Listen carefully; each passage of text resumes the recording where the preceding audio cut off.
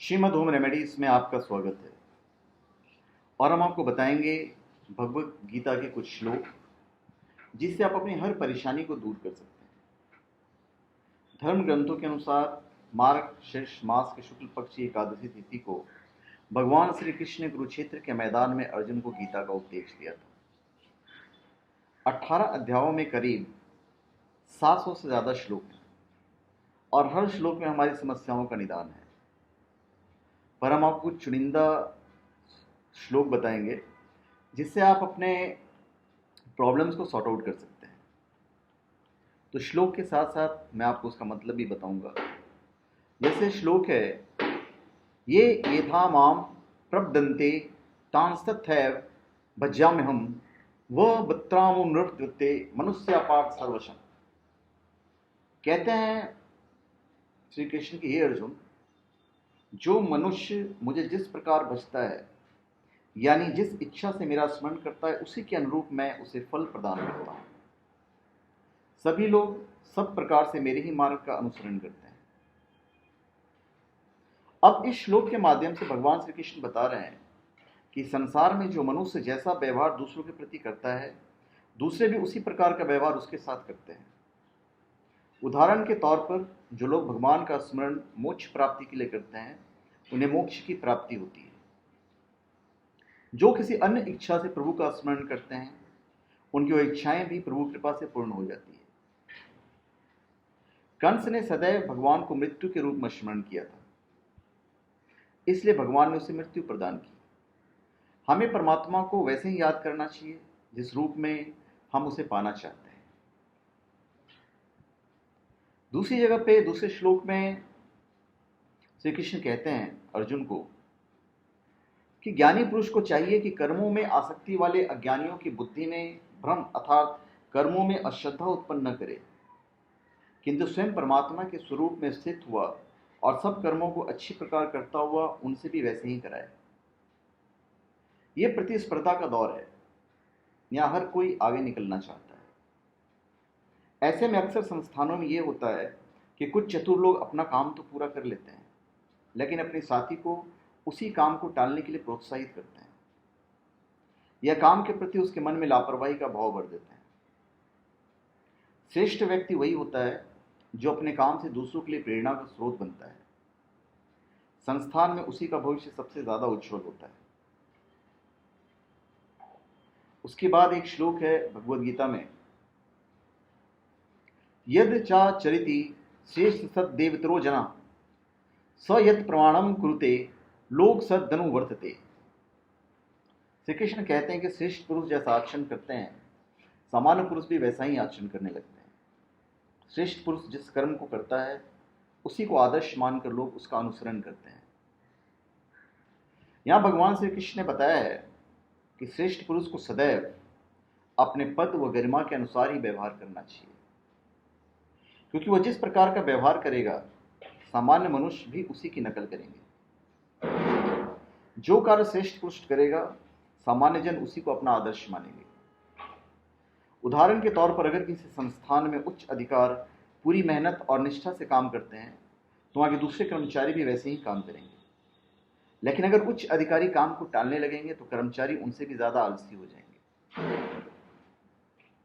उसके बाद एक श्लोक है, नियतम कुरु कर्म त्वम कर्म ज्यायो हक कर्मणा शरीर यात्रापि चतेना प्रसिद्ध येद कर्मणा।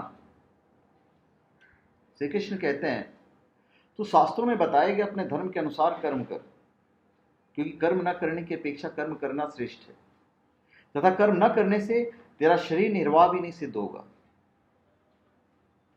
मतलब श्री कृष्ण अर्जुन के माध्यम से मनुष्यों को समझाते हैं कि हर मनुष्य को अपने अपने धर्म के अनुसार कर्म करना चाहिए। जैसे विद्यार्थी का धर्म है विद्या प्राप्त करना, सैनिक का कर्म है देश की रक्षा करना। जो लोग कर्म नहीं करते उनसे श्रेष्ठ वे लोग होते हैं जो अपने धर्म के अनुसार कर्म करते हैं, क्योंकि बिना कर्म किए तो शरीर का पालन पोषण करना ही संभव नहीं है। जिस व्यक्ति का जो कर्तव्य तय है उसे वो पूरा करना ही चाहिए।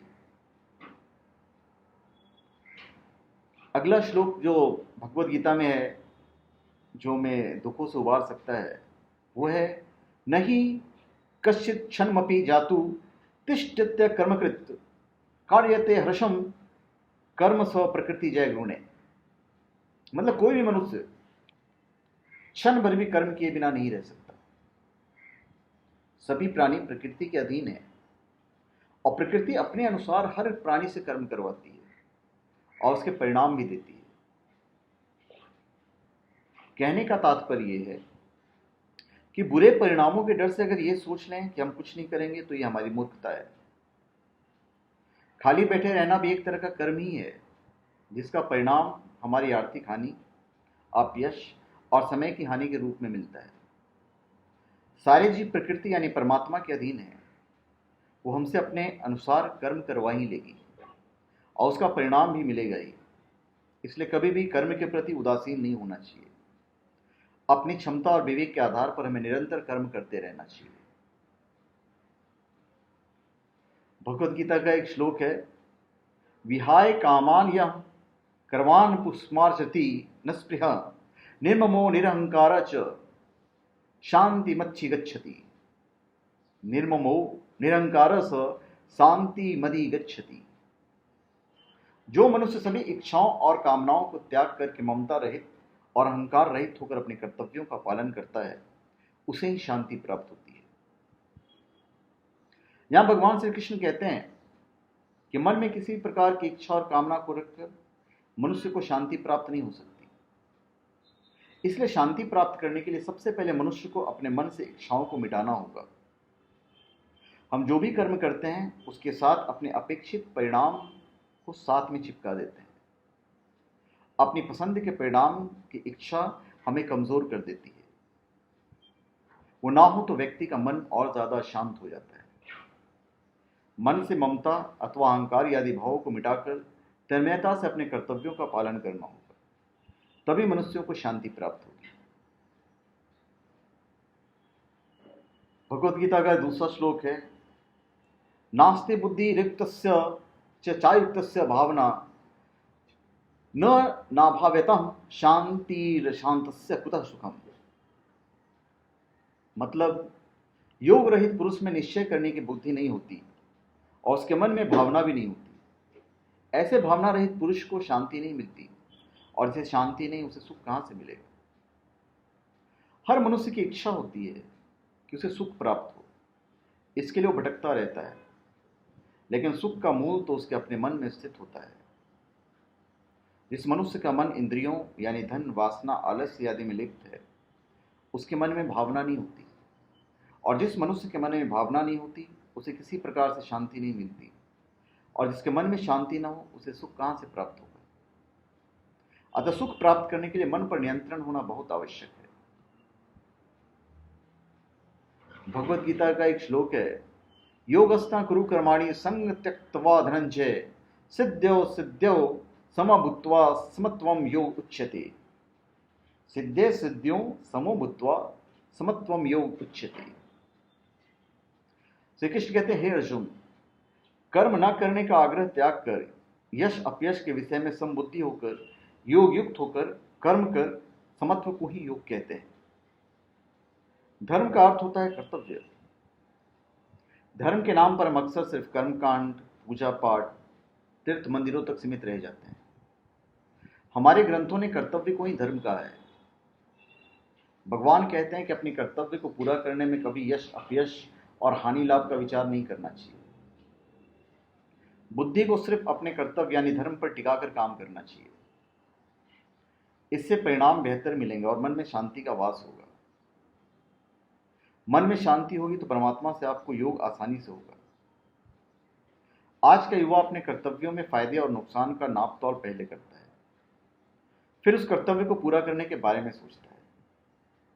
उस काम से तात्कालिक नुकसान देखने पर कई बार लोग उसे टाल देते हैं और बाद में उससे ज्यादा हानि उठाते हैं। एक श्लोक है महाभारत में, गीता में, कर्मण्येवाधिकारस्ते मा फलेषु कदाचन मां कर्मफलेतु ब्रह्माहं ते संगतो स्वकर्मणि।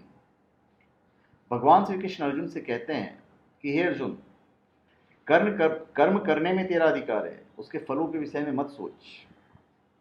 इसलिए तू कर्मों के फल के हेतु मत हो और कर्म न करने के विषय में तू आग्रह न कर। भगवान श्री कृष्ण श्लोक के माध्यम से अर्जुन से कहना चाहते हैं कि मनुष्य को बिना फल की इच्छा से अपने कर्तव्यों का पालन पूरी निष्ठा और ईमानदारी से करना चाहिए। यदि कर्म करते समय फल की इच्छा मन में होगी तो आप पूर्ण निष्ठा से साथ वो कर्म नहीं कर पाओगे। निष्काम कर्म ही सर्वश्रेष्ठ परिणाम देता है, इसलिए बिना किसी फल की इच्छा से मन लगाकर अपना काम करते रहो। फल देना ना देना, वो कितना देना है, ये सभी बातें परमात्मा पर छोड़ दो, क्योंकि परमात्मा ही सभी का पालन करता है। तो इन श्लोकों को अगर आप अपनी जिंदगी में उतारते हैं तो आप कभी दुखी नहीं रहेंगे। धन्यवाद। आप हमारे चैनल पे सब्सक्राइब करें और अपने कमेंट दीजिए। धन्यवाद।